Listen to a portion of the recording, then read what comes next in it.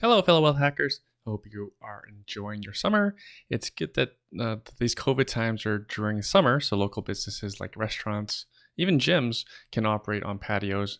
A lot of gyms are operating outdoors in the parking lot, including one of mine, so that they can at least earn some income while keeping this economy going. For most of you Canadians who are outside of Ontario, you're ahead of us in reopening. We do miss our live and in-person meetups with our clients for business, but we're in no hurry as we're still busy. A quick update on kind of like the real estate market as how investors are affected. Um, if anything, we wish the seller's market would slow down so we can help our investor clients acquire more property. But for our investors who are taking profits and exiting, this has been a wonderful time. We will wait and see what phase 3 looks like before we even host small meetups again in the office. This past weekend, unfortunately, we had a basement flood in one of our properties. Thankfully, our student tenants were home at the time, so they were able to call my property manager at 1 a.m. And Terry was able to make his way over to the property to do what he could, which was not much, but still, he was able to improve the situation. That was Saturday morning. By Saturday 11 a.m., I was on site. Yes, yeah, not not very glamorous, is it, to own real estate sometimes. I was on site in St. Catharines to have a look, talk to my tenants with $50 gift cards in hand. I had one for each student and plus one for my property manager Terry. The water had since drained, but they had over an inch of water in the basement, so a bunch of drywall, trim, doors, flooring, etc. It'll all have to be replaced. Our tenants are younger, so this is kind of like a newer experience to them. They asked if our insurance covers their belongings, but it doesn't, because that's what tenant insurance is for. Here's your friendly reminder to require your tenants to have tenant insurance. So while we had a flood, which sucks, we had a client whose basement tenant improperly disposed of a cigarette and caused a fire. So the main floor of the home, the main tenant, the tenant on the main floor, this is a duplex. So the main floor tenant, they have a new baby and now they are without a home at no fault of their own. Thankfully, the basement tenant has insurance, as the home insurance will likely go after them for causing the damage. Unfortunately, the main floor tenant does not, and will have to come out of pocket for a hotel or an Airbnb until they find a new home. Speaking of Airbnb, I had a friend who specializes in Airbnbs. He's been on the show before, and he was asking me about stock hacking. He was saying he didn't want to invest and learn something new, as he already makes so much money running Airbnbs. I shared how, in my experience, multiple streams of income is the winning formula. We have small businesses, Cherry and I. We have a portfolio of cash flowing real estate that historically has appreciated quite well, and both Cherry and I do stock hacking. My deductible for that flood in our student rental property is $5,000. Yes, it sucks. It sucks to lose money, to have to come out of pocket for $5,000. It's a good chunk of change to anyone. It just so happens I made over $5,000 US this week already from stock hacking. So it does suck to have to pay $5,000 Canadian, but I can afford it.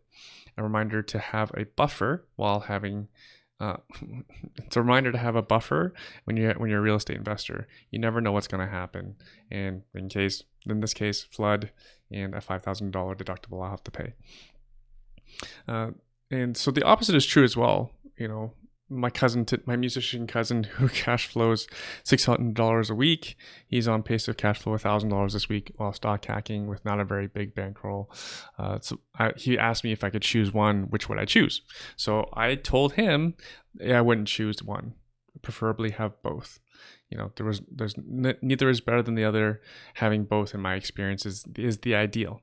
So thank goodness my insurance specific for investment properties covers sewer backup, which was the cause of this problem.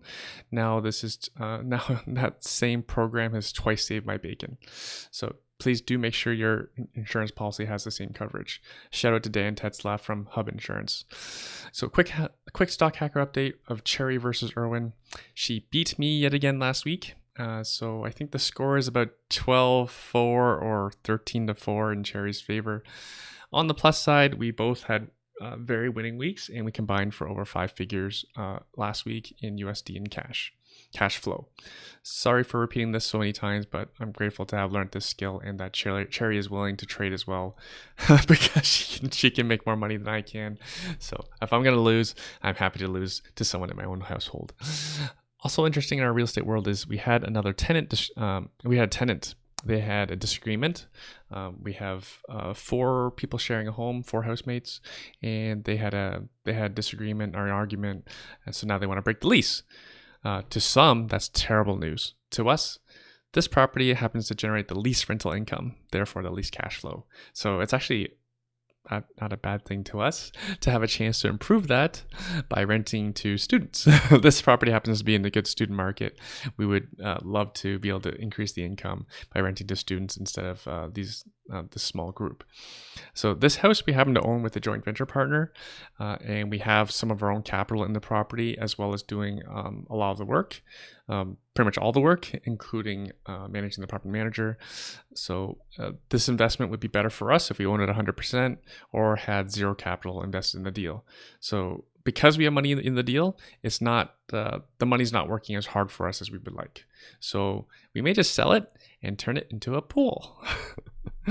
For the longest time, Cherry and I have wanted a pool for our kids to enjoy and to entertain our friends and family in our backyard. Especially with this whole global warming thing.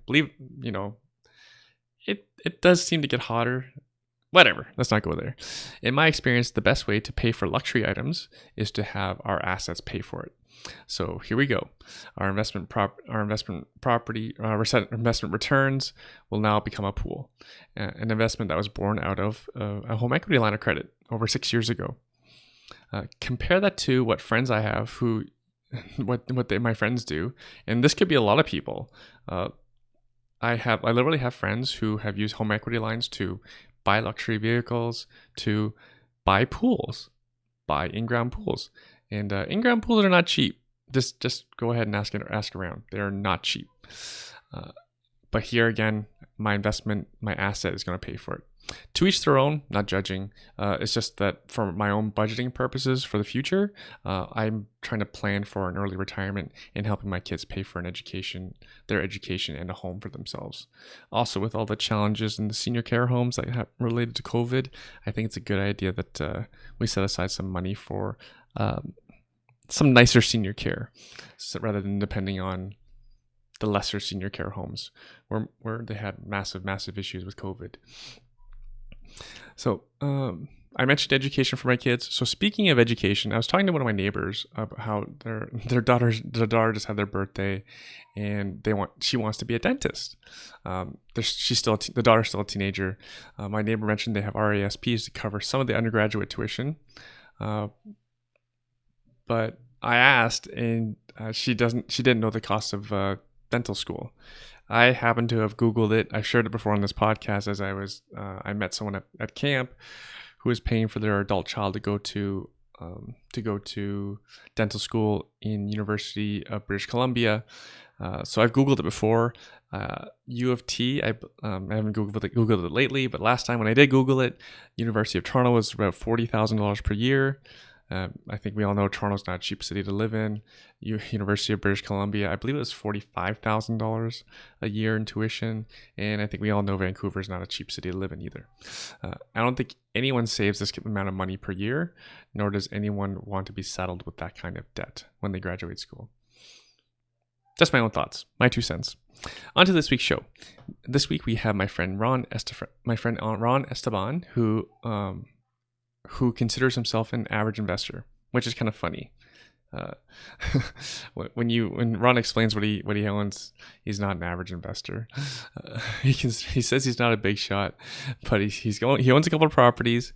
He's a teacher, so he's a Ontario teacher. He's got a big fat pension, that pension that we're all jealous of. He's a super cool guy, and he's teaching his students how to invest in both real estate and stock options. Can you believe that? Don't you wish Ron was your teacher when you were growing up? I totally wish I did, because I wish pretty much every single regret of every stock hacker and every real estate investor I've ever met is I wish I knew this sooner. I wish I learned this sooner. So Ron's been teaching it to high schoolers. So right now, like I mentioned, Ron is one of those teachers with a big fat teacher pension. He received some great advice when as a newer when he was pretty still new in his career from an unlikely source. I won't share that. I won't spoil the surprise. He also shares some of the mistakes he made early on so that you can learn from them. But those mistakes led to him meeting me, which were around 8 years ago, and we've been friends ever since. On this episode, Ron shares how he got started, how being a part of an investor community helped his investments, a more recent life-changing moment, lesson means a means to invest on top of just getting married and becoming a new dad. What he's teaching his students. It goes on and on. So for you parents, please pay attention to this part about how Ron is convincing students to pay attention to investing in case you're trying to get your own kids interested in investing. So without further ado, I give you Ron Esteban. Hey Ron, what's keeping you busy these days? Not too much, Erwin. Just the last couple of weeks, I've been off of school now, and now my focus shifts to my real estate portfolio and trying to get some upkeep on some of the properties. A young daughter who is about 10 months old now, and just really trying to figure out how to get through the next couple months of summer, keeping busy. Awesome. So you're in school? What are you studying? No, I'm not in school. I'm an educator. I used to be a classroom teacher, then a guidance counselor, and then now I'm working at the board office as an itinerant consultant, working with all of our local secondary schools in pathway programs. So I'm not in school, but the learning always continues, and I'm always trying to figure out, what's the next learning opportunity in my career field. Cool. And then, yeah, you're ambitious. I mentioned before we start recording, you're an educator. So you're a teacher in Ontario. Yeah. So you get that nice salary and a nice pension. Yep. Most people usually talk about it out of jealousy. But you are a real estate investor. I am. But you had all this, you already have significant financial security. Why did you want more? When I first started my career in education, I never thought of my pension as my meal ticket when I retire. I always thought that I'd be doing something after I retired in education.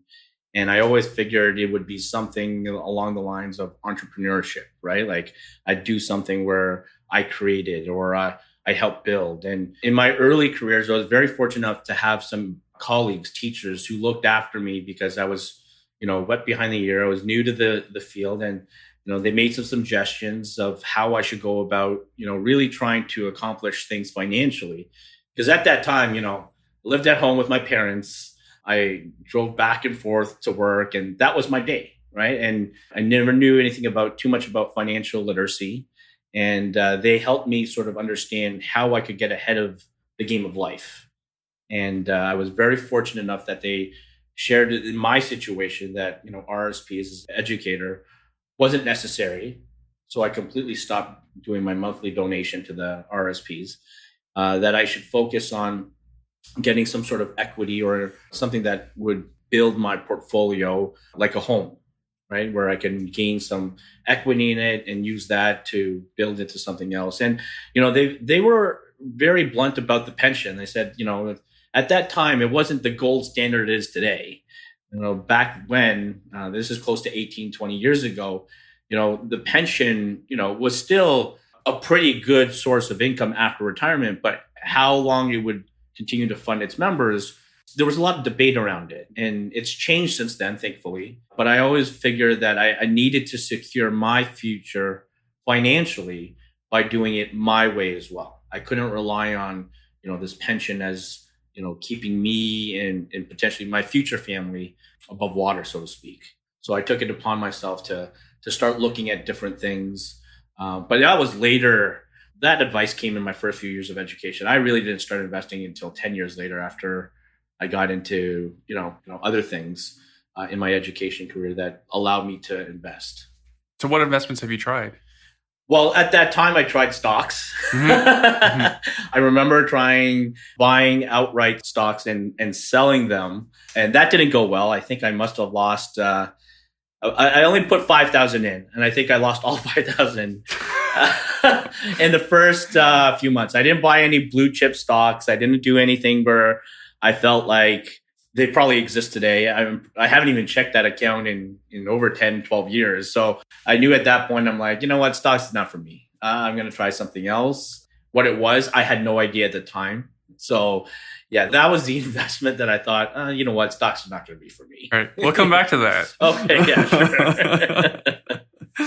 And so what got you into real estate? Funny enough, my house came up on its 5-year term, and I had the choice of renewing or refinancing. And again, first time through this process, I asked my parents what they did. They renewed, never refinanced.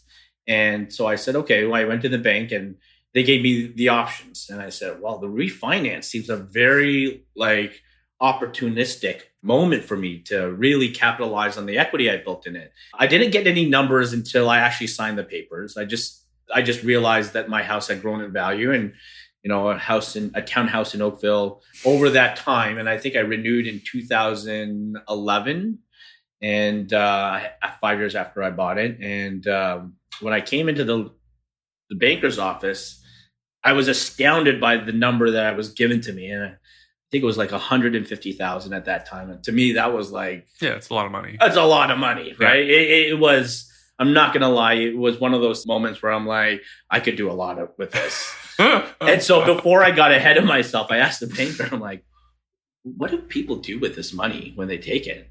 He was very blunt. He says, some spend it on vacations, new cars. And I'm like, I have a car. I don't need it. I'm not a big vacation type because of the fact that I'm busy all summer and it gets crazy during the holidays for me. And you're a teacher. And I'm a teacher. Yeah. So I'm limited in terms of when and where I can go at times. Yeah. And when you're off during the school year, it's peak expensive. Yeah, exactly. Christmas, March break. Right. So that money could go really quickly if I'm not careful. So I said to him, listen, I'm not going to do any of that. What are my other alternatives here? And he says, and I said plain to him, I said, what would you do with this? And he says, well, I would buy a student property. And I'm like, interesting. And where? And so he said, well, I went to London. So Western was a natural choice for him. And I said to myself at that time, and planted the seed. And I said to myself, my God, I work with students. I own a house. It just seems so logical to put them together and say, let's do it. And so I didn't show my excitement then, but I remember on the way home that's the first thing I wanted to do. I could take that money. I know how much, down payments were at that time. And I figured I could get at least 1 or 2. Little did I know I can turn it into 5 at that time. So that sort of started the process of planting the seed of getting into real estate investing, especially student investing, right? So that was one of the moments that I remember clearly in my life that ignited this sort of real estate investment passion that I have right now. Wow, you owe that banker a lot of things. Yeah, I do. You know what? And then he was a young guy, and I remember he was probably trying to, meet as many clients at that time. But I remember he was very helpful in terms of how people go about investing that type of money back then. And yeah, I do owe him a lot of things. That's not your typical banker. That guy's special. Yeah. I mean, at that time, I didn't deal with many bankers, right? I bought my house, refinanced it. And, that was the extent of my investment, because in my family, and in most Filipino families, they are very save and pay off debt. Mm-hmm. And the word investing never really comes into play. Mm-hmm.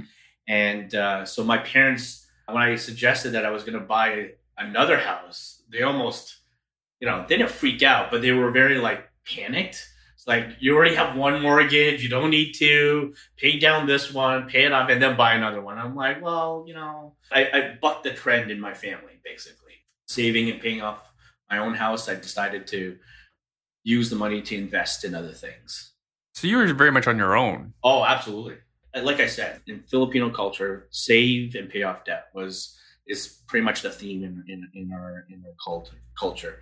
And you said cult. Oh, sorry. Did I? Oh, sorry. Culture. I meant culture. No, I'm kidding. You corrected yourself. And I'm looking at your stock options behind you right there. I'm like, I got distracted a little bit. No, so it was one of those things where I really focused on trying to better my situation and then using that money to invest. And I took that money and I ran with it over the next few years. Awesome. So what did you do? What was your first investment?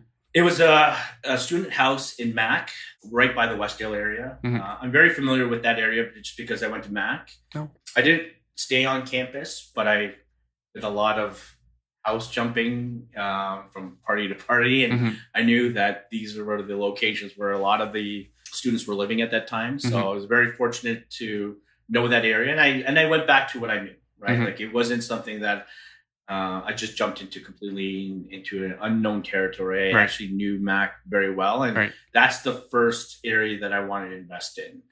I had a friend who at work who lived in Westdale and rented out their basement to students. And so that was sort of like the other pusher, right? Like, I planted the seed by the banker, a former colleague of mine who's now is still in education, but rented out his basement, really got me going to thinking, okay, I can do this. I can do this. I can do this. But again, I didn't have any background in real estate investing, let alone student investing. So that's sort of how I got started. And another colleague of mine who knew a real estate agent sort of helped me out during that first process. And then how was that experience? It was good. The gentleman was very nice. He helped me find my first property, probably a little bit further than I would have liked, but the price was right. It was still within 5 minutes of the bus stop and a 5-minute bus ride. So literally you can get there in 10 to 15 minutes in the winter, which was still ideal. But I knew that process was new to the both of us. And so this person didn't know rentals? No, he was just a real estate agent without a background in investing himself. Okay. That I know of. No investing, let alone students. Right, exactly. So that was one of so as I moved on from that property and he helped me look for the second property, I kind of knew that I had to go into a different direction. And my first experience had a lot of hurdles that I had to jump over that he didn't warn me, I guess. And it wasn't his job to warn me. I should have done a little bit more research, but I knew then that I needed to up my game and find more capable people to deal with. Sorry, Ron, I'll disagree with you there. As a realtor, you have a fiduciary responsibility to your client. Oh, okay. Right. Like he basically said, you can rent out each room for this much amount of money, but... So you're saying without any experience. Right, exactly. And at the time... And he was wrong. Right, yeah. Well, at the time, you hear the dollar value and you go to yourself, you're like, oh, that sounds really good. He can't be wrong because he's been in the business 25 plus years. So... Oh, boy. Yeah, exactly. And so, again, I look at my life experiences and this is everything what not to do at the beginning, right? Like, do your due diligence, your research, I didn't do that. I sort of jumped headfirst in and hope that I didn't bang my head at the bottom of the pool or rock area or whatnot. So yeah, it was a new experience for me and one that I was learning as I was going along, for sure. I've said before on the show, though, like sometimes you need a bit of ignorance in order to say that you will jump in. Because the worst thing is, like, even though you made some early mistakes, and hopefully we'll cover those, it's better to have those mistakes were really quite minor in the big picture.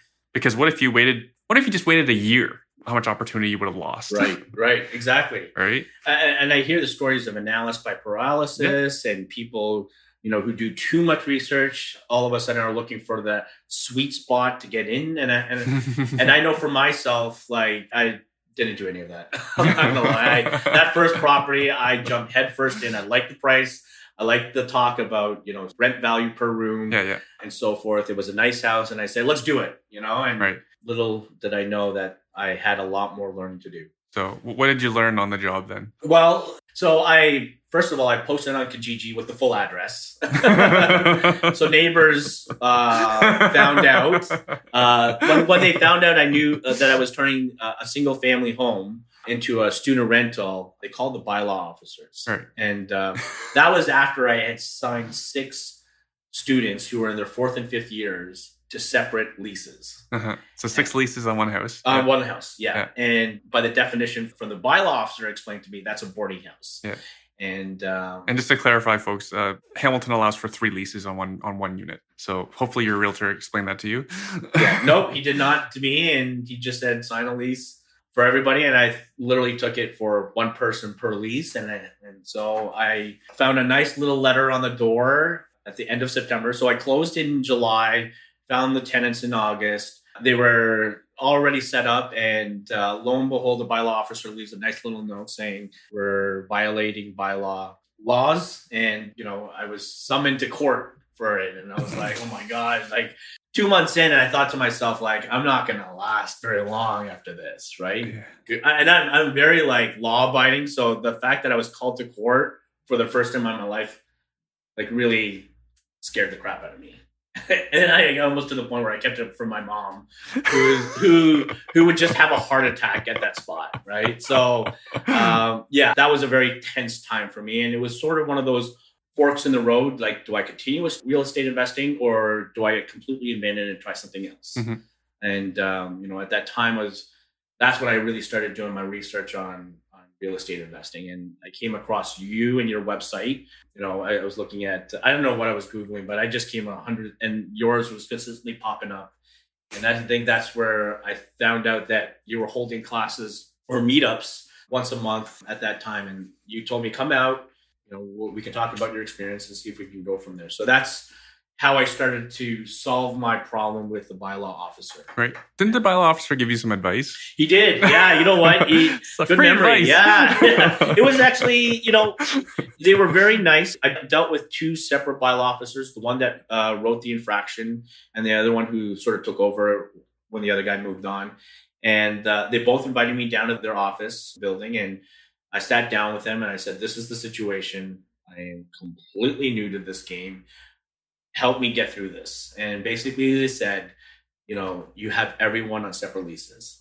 And I said, oh, okay. Is that bad? He says, yes, your house is now considered a boarding house and it's not zoned that way. And I'm like, oh, then how do I get it rezoned? Well, me being asked new and said, how do I rezone the house? He says, well, it's going to take a lot of work and money and probably not a lot of opportunity to do it. Your best bet is to put everyone on one lease. And I'm like, what? One lease? That's it? And he said, yeah.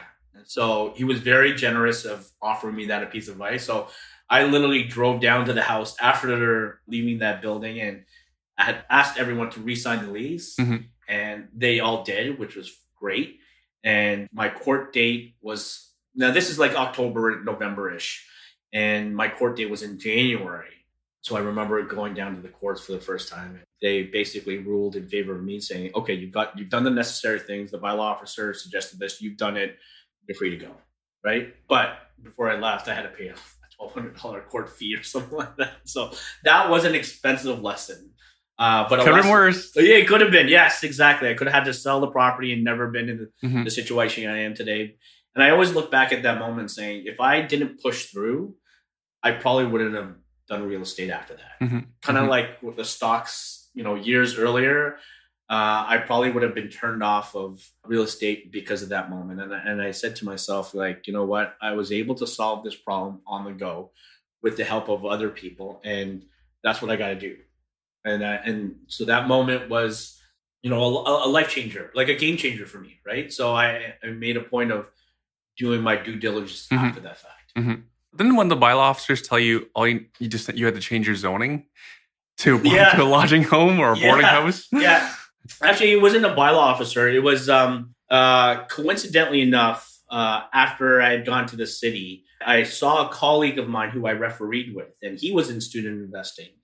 And it was just by coincidence, we were in the same place at the same time, and I told him about my situation, and he was getting more permits for his situation because he was building a new student house. And, I asked him, like, you've been in this game for a while. What should I do? And he almost turned me off to real estate investing at that point too, and said, like, you have to rezone. And I'm like, what? I have to rezone?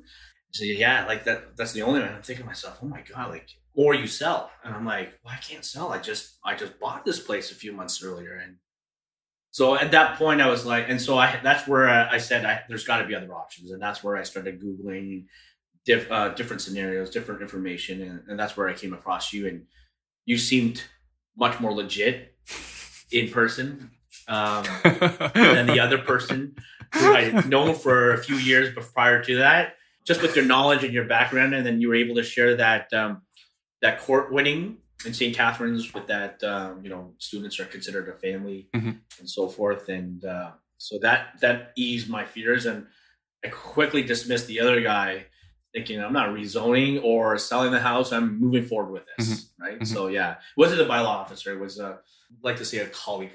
Right. Yeah. Cause I remember you coming to me like you were going down that path. At least you had done some research into how to convert it. Yeah. But that wasn't going to happen. No, it wasn't going to happen. No. You would never get passed. I mean, you could apply. Yes. It would never get passed. No. And I look back at it. And again, that was one of those moments where, you could say no to real estate or move on with real estate. Mm-hmm. I chose to move on, especially after I came across you and your network of people in there. And I felt calm, like I felt at ease, basically, after the problems I had. Yeah, it was definitely an interesting story to start my career in real estate investing. For the listeners' benefit, there's a term called NIMBYism, which is an acronym, not in my backyard, right? So if your neighbors complained about your ad and what you're doing, they would likely block you from getting a lodging license. Of course, yeah. I mean, they don't want me. I mean, I shouldn't say want me, but they don't want the setup I was having with the students on their street. And it's a small street, right? It's basically a crescent or a circle or whatever you want to call it. And I was fortunate enough to get by that. And I've been on good terms with my neighbors. I introduced myself. I gave them my phone number if there's any issues. And that was part of the growth that I had to take. And I took with other real estate investors in mind that's what they were doing. And so I said, you know what, I could easily do that. And I did do that. And ever since, I've been in great terms with all of the people on my street since I've owned the house. Right. And because I was a student renter myself, I had experience. And the reason I got into student rental is because of that court case that you mentioned. Yeah. It was Ontario Superior Court. So in theory, it applies for all of Ontario, right? In terms of the ruling, right? And it ruled that a house in St. Catharines. It's funny enough. He became my client afterwards. Okay. So I know the guy who was in the case, right? And Mike Uliano, who's been on this podcast, he was the property manager. Oh wow! For that property, yeah. So Mike and then and a whole bunch of other landlords in St. Catharines, they're the ones who got together to fight it. And so then all we ever do is to follow the case and how to properly structure a student rental property. Of course, it doesn't apply to all areas because there's certain areas that have licensing. Rental licensing, it takes precedent over the court case. Yeah. Fine, not arguing it. Yeah. But for the areas that I invest, that ruling works. So we just follow the guidelines of what Ontario Superior Court determines is okay for our student rental. Right. And so I think I shared that case with you, and I think I sent you my lease as well. You did. You sent me everything. I was like, oh my God, like gold mine here. And that's where I felt like that fork in the road became an easy decision. I was going to continue with real estate, no matter what turns I was going to take, what bad luck I was going to see ahead. I knew with your help and other people in your group and the networking that I was able to achieve from those Saturday morning meets, I definitely felt very comfortable moving forward in this situation. And it was a blessing in a time of, a lot of uncertainty, to be honest. Yeah. I remember you telling me after you won your case, you didn't win, you got thrown out. Yeah, that's right. Yeah. But you still got fined. I like to think it's a win. I'm going to be honest with you. No. I definitely think it's a win for myself. Like, I look at that situation. For months, I was not on edge, but I was feeling, in the dumps about this is my first time. How can I screw it so badly? And then, when the courts threw it out, I'm like, yes, I paid the $1,200 happily. Yeah. And I look back at it, I'm like, it's a hefty fine, but it was one I was willing to pay it to win that case. Yeah. And at the time, I barely knew you. We didn't know each other very well. You invited me out to the Saturday morning meets, and that was it. Like, we talked a little bit here and there, and you were very helpful along the way. But we weren't, like, that was the first time we met, basically. Right? Yeah, I just realized you emailed me. Yeah. Yeah, that's how it all started. Yeah. And then you had me talk in front of your class to present, and I think you gave me like maybe 45, 60 minutes, and ended up taking 2.5 hours. Yeah. As a teacher, I can do a lot of good I prepared a PowerPoint presentation. I brought some examples. I brought the leases, everything, and I shared it with the class to sort of give them an idea of what not to do in your first time dealing with student tenants and so on. And I hope it was helpful back then, and I hope it's helpful now to those who are thinking of going into student renting. Well, that's kind of the culture that we try to propagate is, you learn to share. Right. Yes. Right? And since this first property, you've gone on to buy several more student rentals. Yeah. The next 3 years, I sort of bought 4 more. Right. Sort until of. that, well, I did buy 4 more until all that money from my personal home equity dried up and disappeared. Right. I was able to buy 3 more in Brantford, and one more in St. Catharines in 2015. So I started this journey in 2012, summer of 2012, and I finished basically spring 2015. So I bought 4 more houses after that first one. And we'll get back to the Saturday meetings Yeah. coming this fall. Yeah. Oh, okay, great. Yeah. We'll do what we can. Right. Yeah, I know. It'll probably be hybrid. Yeah. We'll have like 8 people here and everyone else will be online. 6 feet apart. Wear your mask. Do your job. Yeah. Oh man, it's funny because I personally know someone who's been all over. I know Leticia Montana. She's a nice person, but yeah. Oh, the one that was in the hospital. Yeah. I know her personally. Oh wow, okay. Yeah. She's a nice person. I'm Obviously, sure she is, but yeah. I know. We'll just leave it there. Yeah. We'll leave it there. Yep. But your student rental model has been a bit different because most of us just buy our property and then we advertise it. You actually knew the students before you did tenant first student rentals. Yeah. Well, in some of them I did. Yeah. It's funny. At the time I was a guidance counselor, and I knew where all the kids were graduating, going to university. You were lead generating. Yeah. So it was funny that all 5 of my properties have been at one point or another rented by a former student of mine. Okay. And my colleagues always, a good friend of mine who's also a teacher said, "Here's your university acceptance, sign here. Oh, by the way, here's your rental agreement for the following year. Feel free to sign and drop the deposits by the end of the school year." So it was kind of funny that way. And again, I felt very comfortable working with students. And so it was just natural for me to sort of go into that investing route. Mm-hmm. And I think for anybody who's thinking of going into any type of investing, be comfortable with your limits.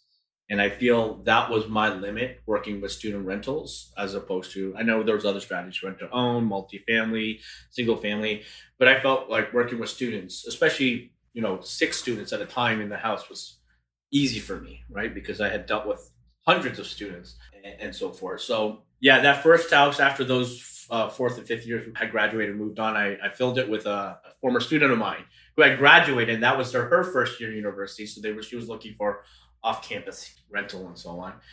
And it happened where I kind of knew where all the students were going.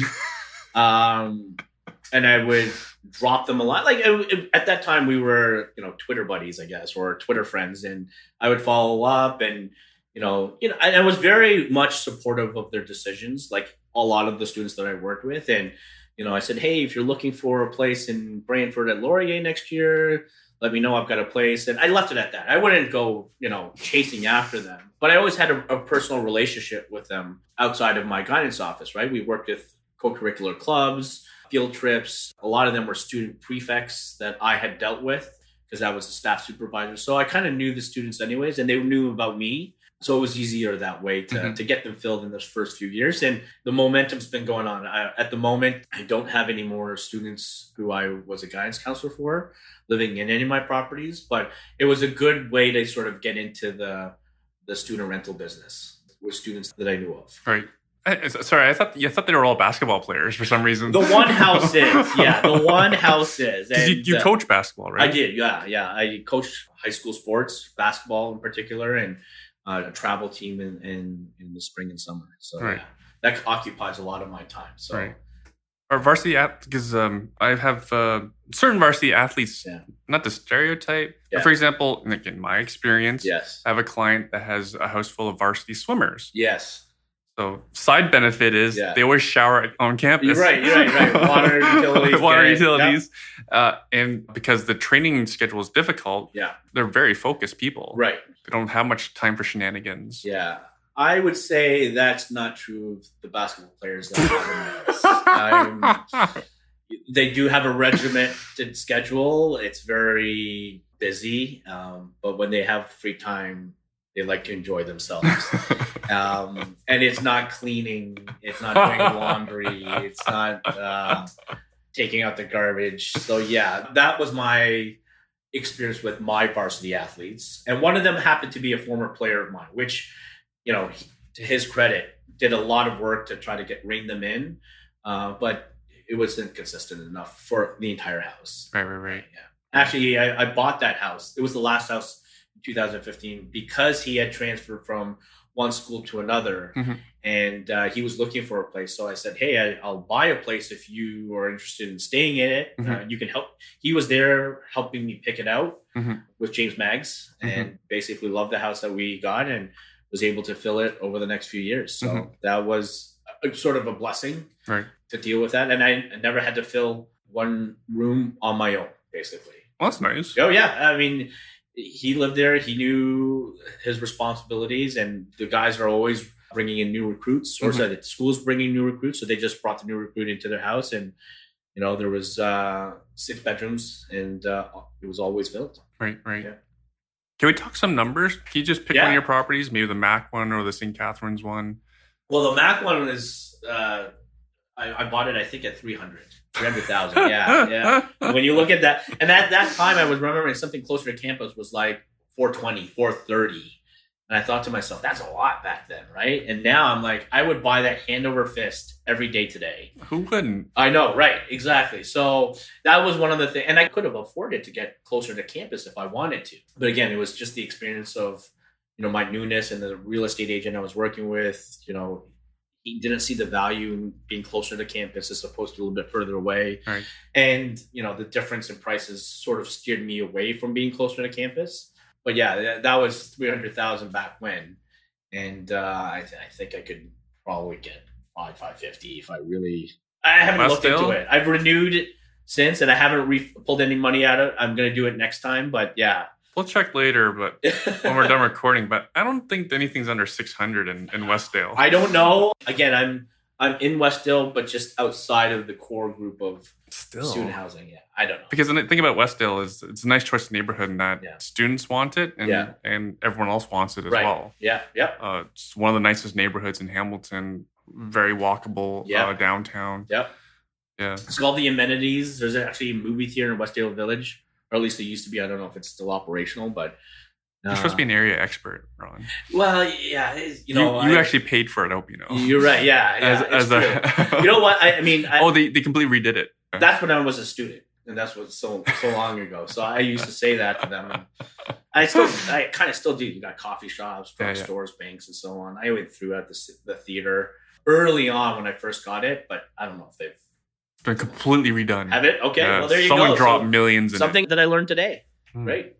Like, it's really nice. You should go buy some time. Go get a bubble tea. There's all these bubble tea places now in Westdale. Yeah. It's completely transformed. And then what was the rent back then? $400 per room. And I knew I was undercharging, but that was what the real estate agent suggested. So I was still able to cash flow a few hundred each month. But looking back, I probably could have done a little bit more. So $2,400 a month. Yeah. And then what's the rent today? $500. Is that market, or you think you can get more? I think that I probably could have gotten more, but I allowed the students who were there last year or 2 years ago to find students that were comfortable. And again, part of my process of finding students was always to allow the house to try to find a new group. And to the person who found a group that I was happy with, right? Because I don't have time to go down to Brantford or Mac or St. Catharines to show the place. So I always left it up to 1 or 2 people that I felt very comfortable with to find a group, post it, advertise it, talk to other students, show the house, answer questions. And I would give them a break on their last month's rent. I would return it and so forth. So that I felt the time value. Yeah, I felt the time value in driving back and forth. Said, I will honor the time commitment that you did to the process to finding a group of students, and I will give you, last month's rent back. I'm not one person or the whole house. Well, one person, okay, one person. Yeah, whoever was able to find the group, and I only picked 1 or 2, so I didn't want the whole house competing and being, upset with each other. But I always found usually 1 or 2 would take on that happily, and I always felt that was a good process for me because. Mac can get very busy, especially in December and January with all these showings. And I don't have time for that. Like, I was coaching, I was teaching, I had to...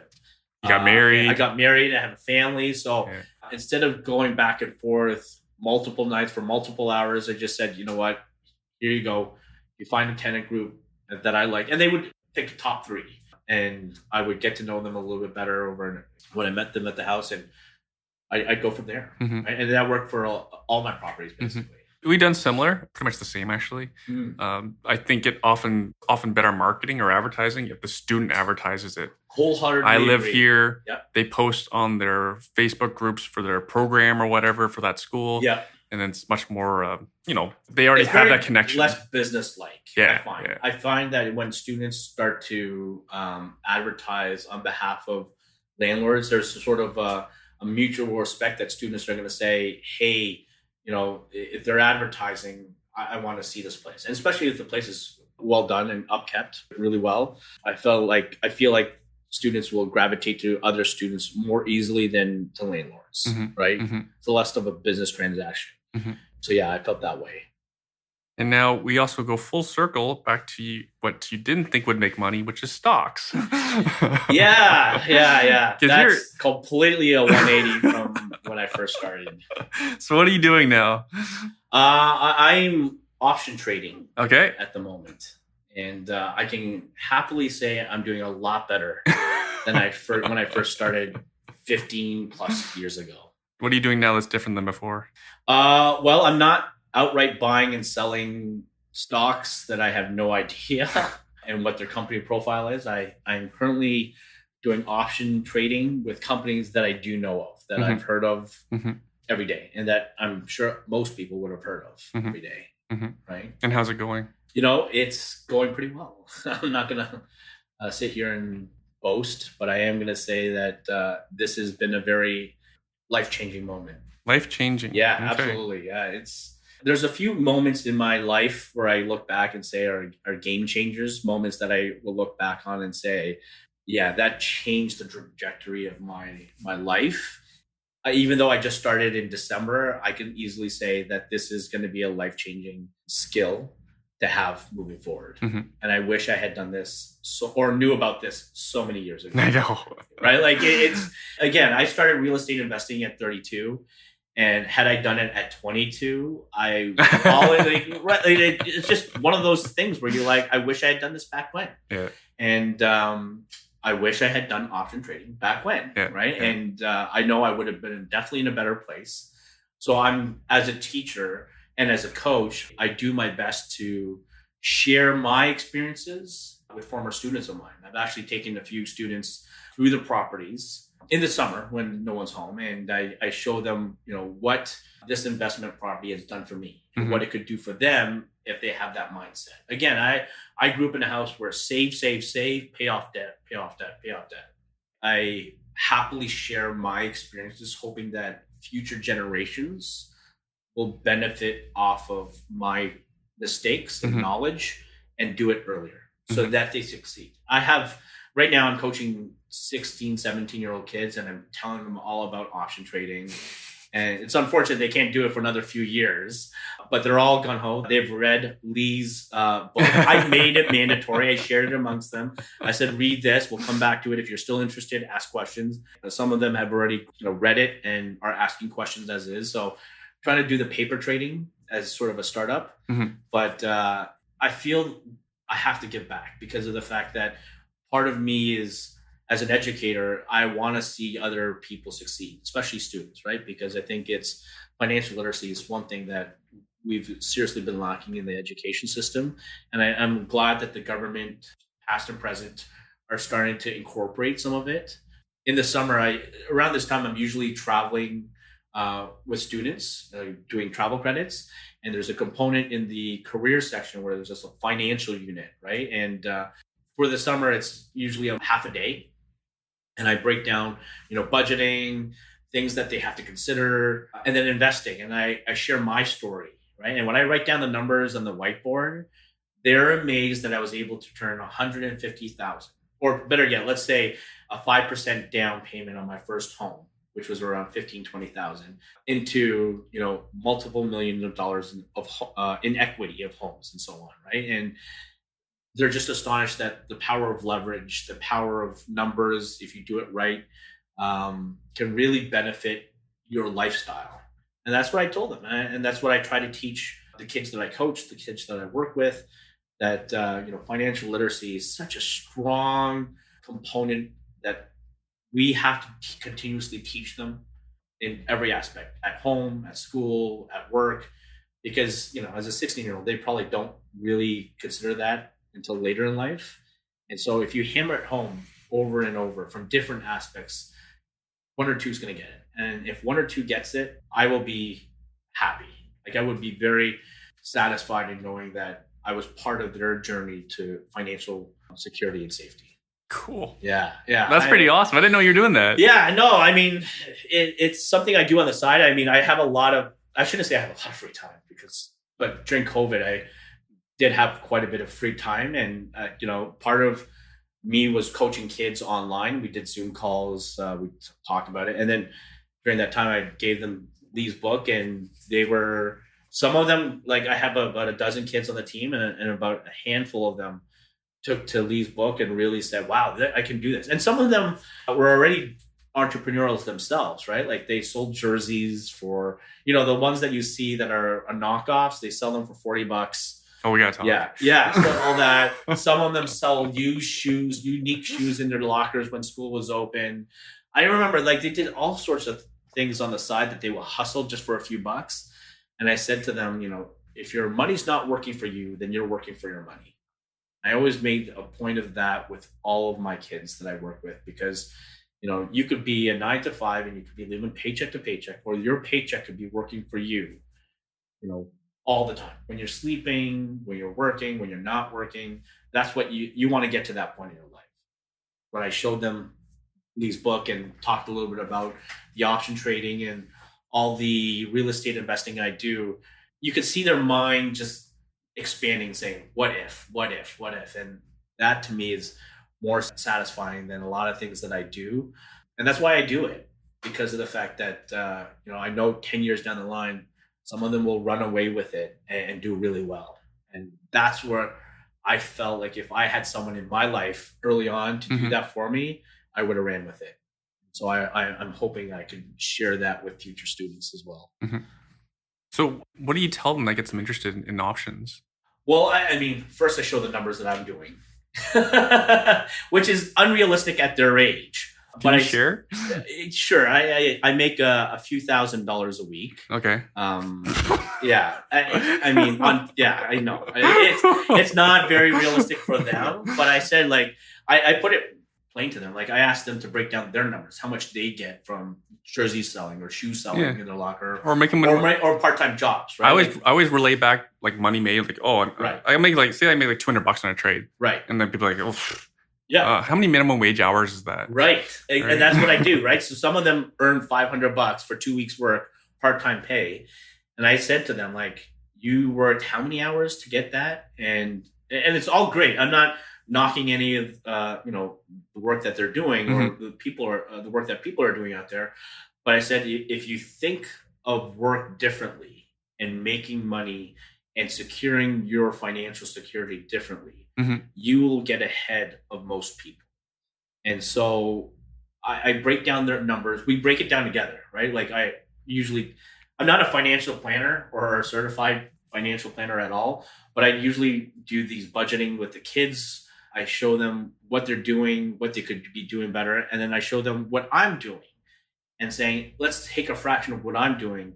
And it's a lot easier in terms of time, money spent, and energy spent doing it. Right? And even real estate. Whenever we have a tournament in St. Catharines, I drive by the property and say, this is what I'm doing right now with this house.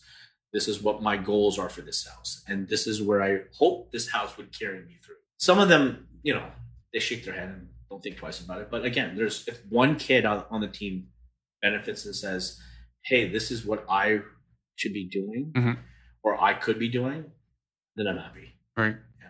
Weren't you skeptical? I was. Oh, my December? God. For option trading? Yeah. Oh, my God, yeah. Like, I think this time last summer, you had a couple of podcasts, and I spent all summer catching up, because I traveled all summer with my travel team. And we would go places like Atlantic City, Pittsburgh, Milwaukee. So I had to kill time, and I listened to your podcast. And I remember there was a couple podcasts that I felt, this can't be true. Right? Like, it's great to hear. I was the same. Yeah, I was like, this can't be true. It can't be that, I shouldn't say easy, but it is after you do it for a while. and that realistic of money generating skill. Mm-hmm. And so I said, okay, I didn't think twice of it last summer. And then I know you held a class in September, and I wanted to join, but my wife was due anytime. So I couldn't commit a full weekend with my wife's blessing. I wouldn't have gone anyways. So I said, okay, well, I just wanted to check it out. Then a couple more podcasts came out, and it got my juices going again. And I'm thinking to myself, there's got to be something here that I don't know of. So I did a little bit of research into option trading. I didn't understand it fully, but then once I got into the class and finished the class, it was one of those hoo-ha moments, right? Like game changers that I talk about in my life. And I said, thank God I jumped on it.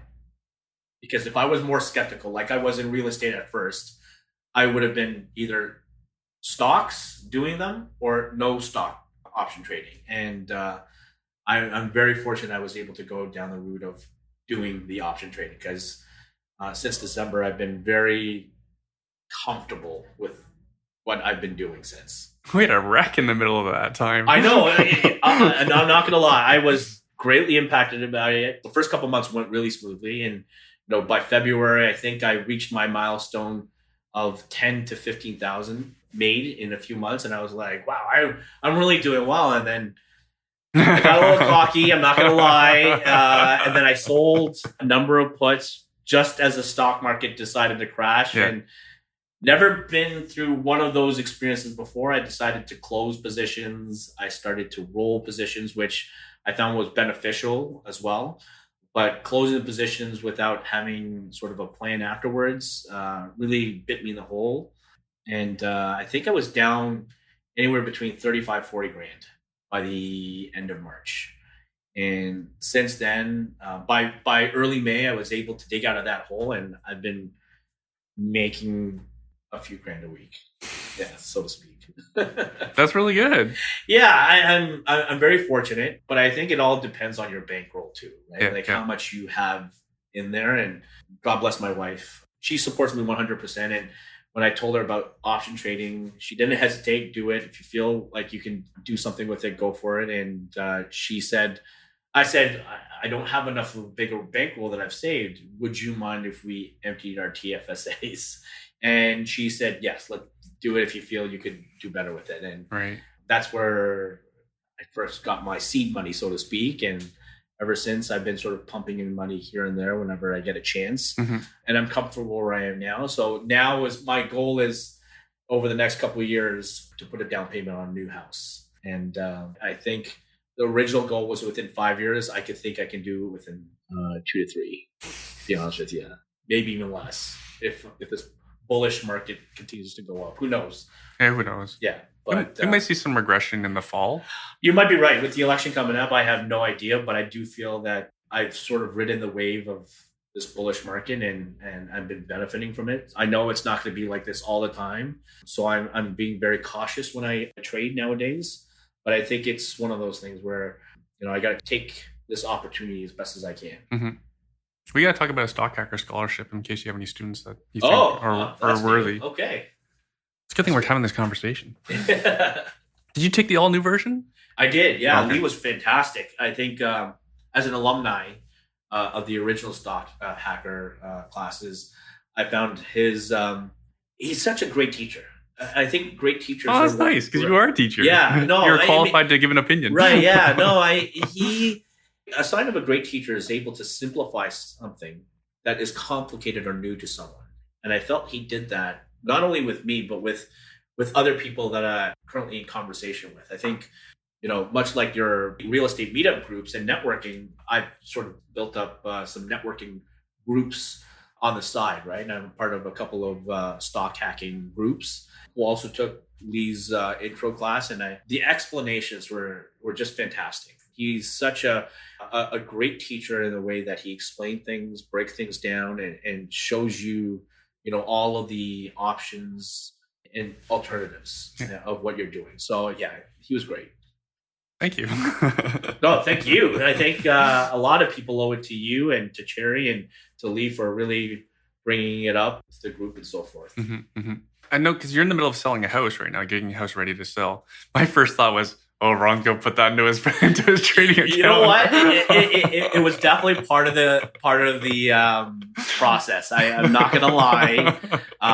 Back in May, when COVID was in full swing, Brock had issued that they were virtually going online.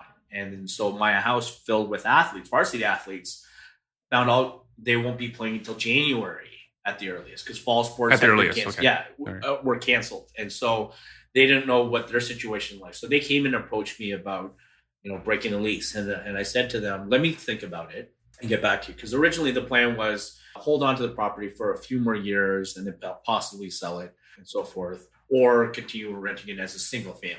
When they brought that to my attention, and with the way things are going with my stock option trading, I said to myself, like, I could really expedite this momentum I'm creating with the cash flow I'm creating through stock options by adding it to what I already have. So yeah, that was part of the process. And a month's worth of rent I was making in less than a week. And so, or in a week, I would say in a week. And I said to myself, less headaches, let's be honest, right? Like less things to worry about fixing, maintaining. Without stock options, I was able to do it, without any headaches other than mistakes I make myself, which I can live with, right? When you have to deal with, garbage piling up or clogged toilets or cleaning issues, you say to yourself, is it really worth it? So I said to myself, well, they came to me with that proposal, and I said to them, let's do it. Let's break the lease. If you're out by end of June, then we'll break the lease. And they signed a lease back in January. So I knew for them, I was doing them a favor, but they were also doing me a favor as well. And I was very fortunate to take that opportunity, so to speak, and put it into something else that I'm currently doing. And otherwise, if I hadn't been doing stock option trading, I probably would have just stayed with the rental as a single family, or maybe another group of students in there at some point.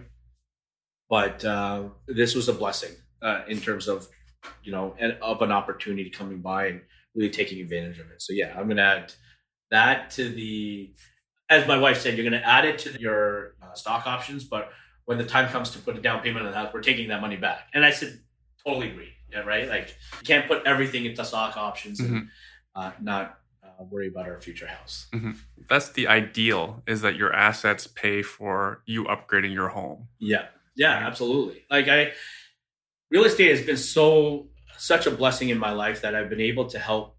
When we first met, we went through an interview and said, what do you want to do with real estate? And I remember Maria was there, Cherry was there. And I guess you were interviewing for new clients and what they wanted to do. And I vividly remember sitting in that coffee shop and saying, I want to help my family. My mom literally took public transit from Oakville to Markham 3 hours a day each way to save a few bucks to pay off my university before I even started. I went to teachers college. She paid it off. She worked her butt off, along with my dad, right? Night shifts, day shifts at Ford, but it was mostly my mom. And I want to give my mom the opportunity to enjoy the rest of her life when she retired 10 years ago, I would say. And I've taken her on trips. I bought her things that she doesn't need, right? New furniture, there's holes in the furniture, Mom. Like, I think it's time to replace the couch and so on, because they had a dog, right? And the dog would chew at I'm like, all right, well, we're going to replace it. And so I was able to do a lot of that. She's been able to travel quite a bit more.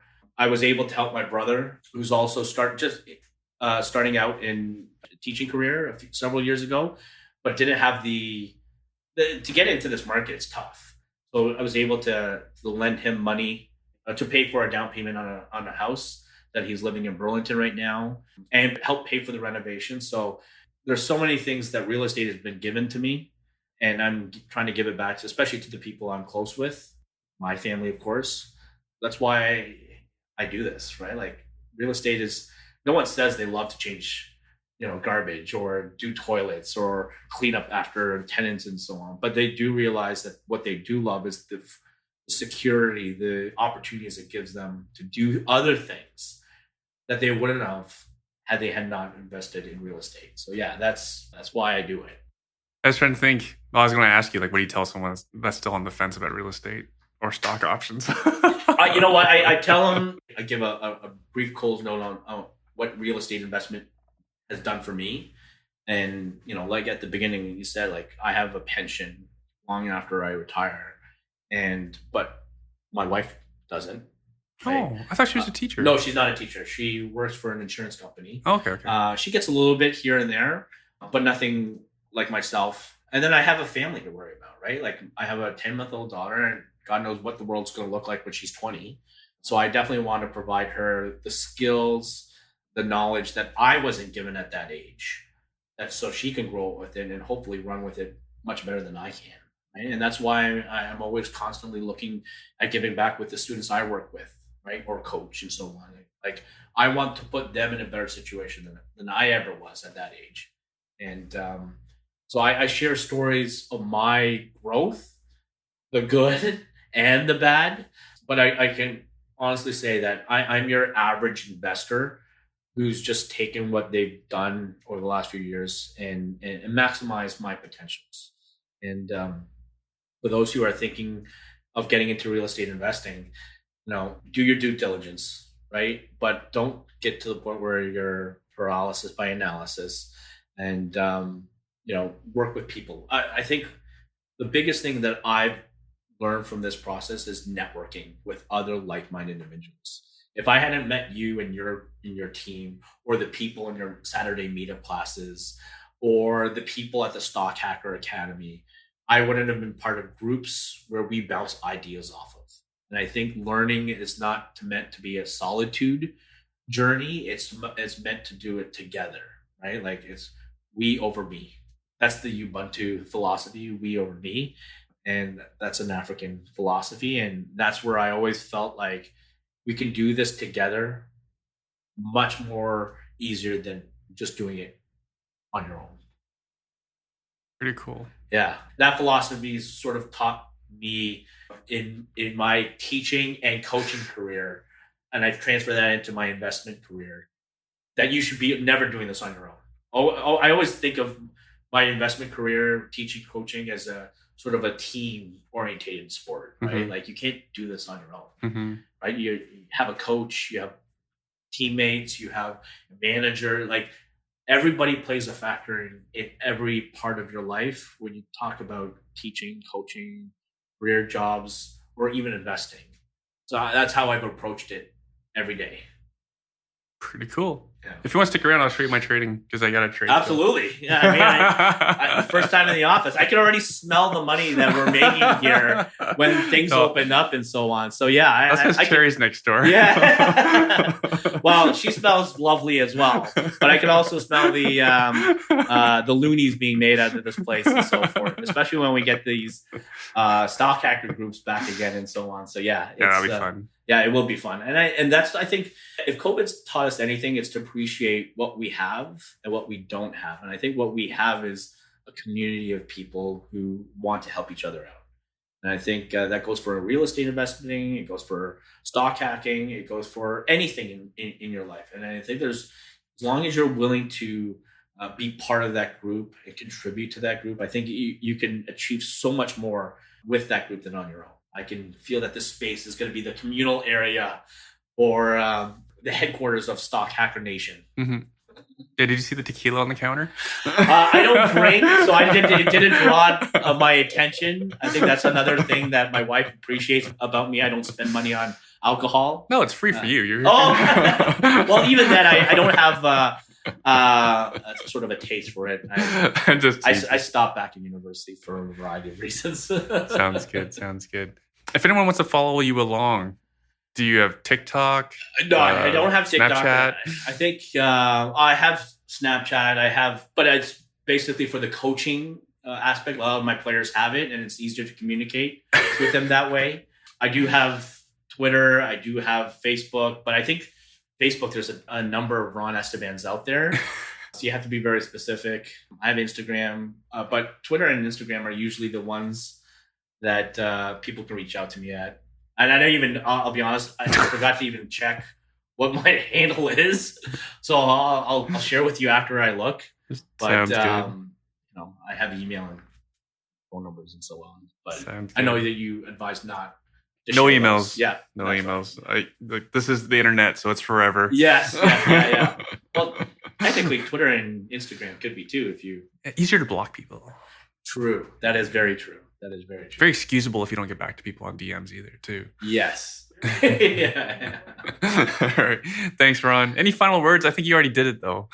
Yeah. I mean, I'll be honest with you. I'm very honored that I'm on your podcast with so many heavy hitters that I've listened to, that I feel like my average investing career could hopefully impact one or two people. And like I said, like, ask questions, do your work, do your research. Don't make the same mistakes I have, which is jumping right in without asking any questions, and communicate with and network. Like it's such a big community, and I know this community wants to talk and share their successes and failures.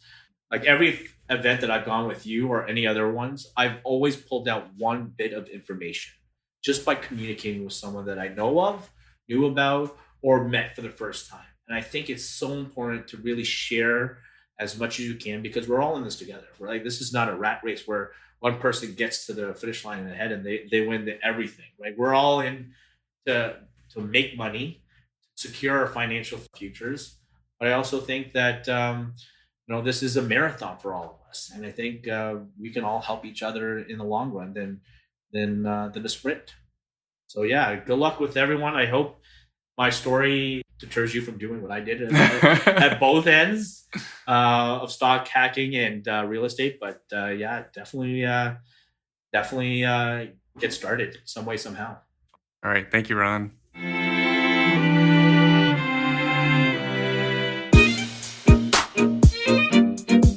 If you're feeling confused after all the YouTube videos, books, and forum posts, you're probably still left with questions. Starting in real estate is really tricky. Trust me, I've been in this for a long time. And the real estate's always forever changing. What our strategy is for 2020 is very different than what our planned strategy was for 2019. Anyways, frustrated beginners often ask how legal basement suite conversions actually work. Most of the time, we can only give general answers, but now we can go deep. After this in-depth free class, you'll learn how to take your first steps as a real estate investor. Nothing's held back. Everything from analyzing basement suite conversions to renting out your first property for a profit, even how to refinance and do it all again. More secrets you'll uncover are how to profit in a hot market, municipal bylaws to watch out for, mortgage terms that favor refinancing, one barely used tactic for higher appraisals. And if you're frustrated, unsure how to get started, this is for you. Sign up now and be the first to know about the next class. You can go register at investortraining.ca/free class. Again, that's investortraining.ca/free class. And just to warn you, you probably want to do this soon. We filled up the first classes. We have 2 booked already for 2020. The first one filled up in 30 minutes. The second one, we don't know how quickly it filled up, but it filled up in the first day. So seats are absolutely limited. Demand is completely outstripping supply. So when you go register, when you see a new class opens up, register as fast as possible, and hope to see you there. And yes, I will be there personally. Hope to see you there.